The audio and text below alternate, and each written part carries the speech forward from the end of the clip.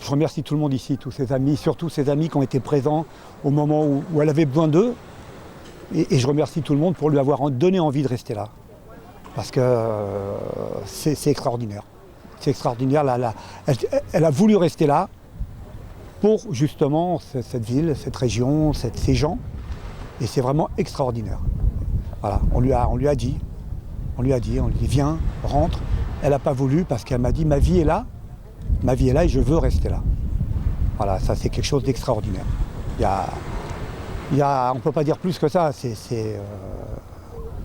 Cette rencontre avec les gens d'ici était tellement énorme que c'est que merci, quoi. Même s'ils ne veulent pas qu'on leur dise merci, mais c'est merci, quoi.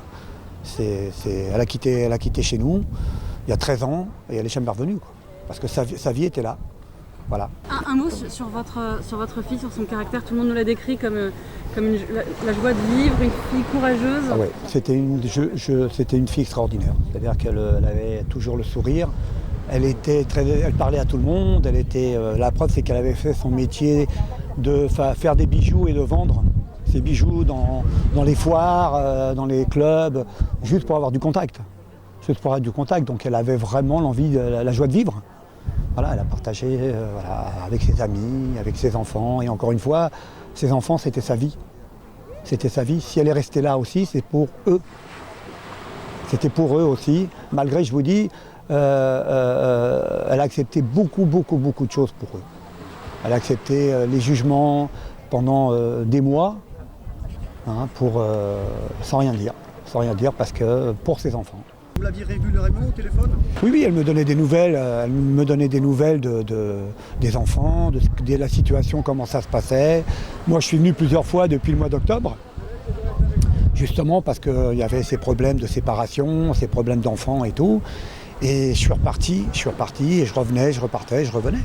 Non, on se donnait des nouvelles régulièrement. Parce que j'avais besoin de savoir comment ça se passait et comment ça évoluait, quoi. Voilà. Elle essayait de vous protéger de tout ça ? Oui, je pense que oui. Vous étiez au courant de quoi ? Non, j'étais pas au courant de ça. Je l'ai appris il y a 5 mois. Les petits enfants, quand est-ce que vous les avez vus ? Ils sont là, depuis on est rentré, ils sont chez des gens, on les voit régulièrement. Et voilà, on attend, on espère les récupérer. Encore une fois, c'est la justice, c'est pas nous qui vont décider. Et nous, on verra, voilà, on a tout un travail à reconstruire. Et puis on va voir comment ça va se passer.